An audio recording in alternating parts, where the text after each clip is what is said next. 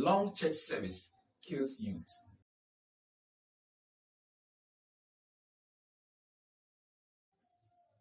My dear friend, I welcome you once again on this channel. There's this issue that I want us to discuss.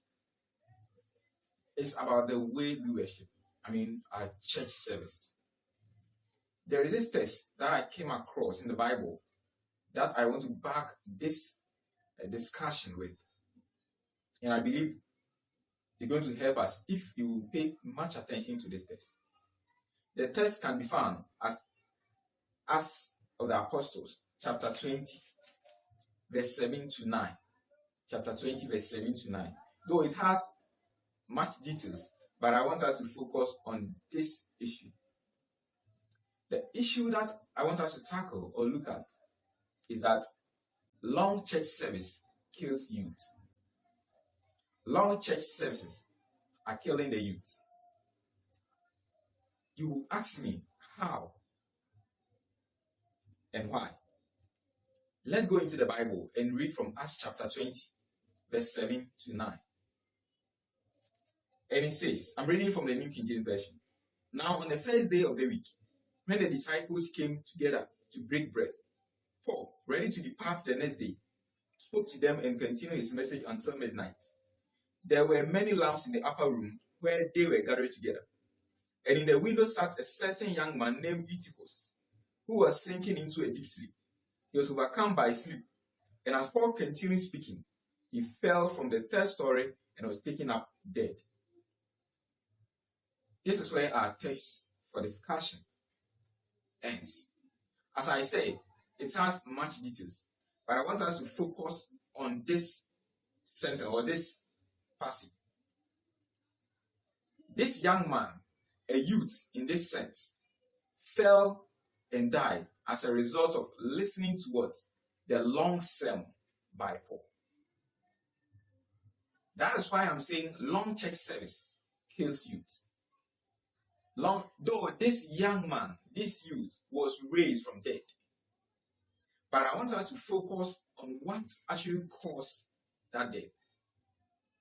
And it's literally the long sermon. But in our time, I want us to pay attention to this text and apply it to our time. Our time, long church service, is killing the youth. You ask me, has any youth died as a result of long church service? Literally, I'm not talking about literal sense. But spiritually, the youth are dying because of our long church service. You see, we spend so much time with church announcements and other stuff. When it reaches the time for delivering the sermon, the youth and other people feel exhausted. They are tired. They are weak. They don't pay attention to the sermon. They lose interest in listening to the sermon. Some even start to murmur. This memory shows that the people, in this sense, I'm talking about the youth, is not interested in even listening to the sermon.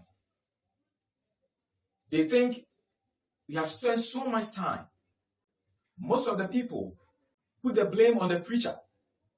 Meanwhile, we have spent so much time prior to preaching, as I said, with announcements and other stuff. Most preachers doesn't take even much time.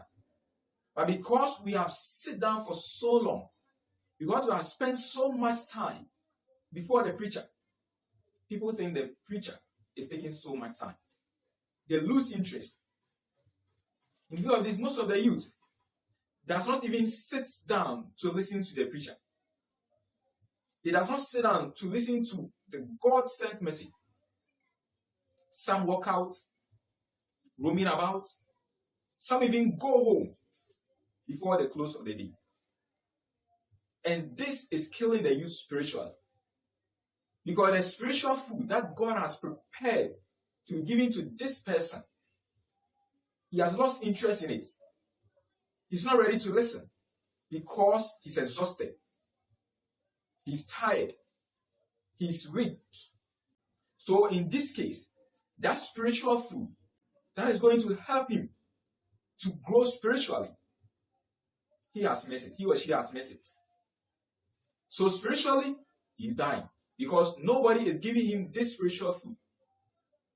He's here in the church service to get it, but because of the time we have spent, the person cannot get this food either. We all know that our social life is important, but you can agree with me that the preaching, the spiritual aspect is what we need most. And if we come to church without getting this, then what is the point of coming? I fear that we will reach some point in time that a youth will not feel comfortable coming to church. I believe church leaders can do something about this, because long church service is killing the youth. Spiritually, they are dying. Spiritually, they are dwindling. So I believe church leadership can do something about this. We can allocate time for each activity. That will help us to close on time. That will help us to get involved in every activity of the church.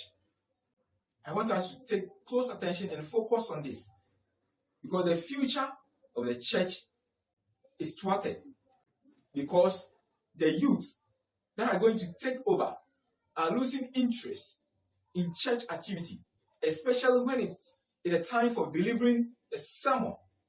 You see them roaming about. You see them not interested.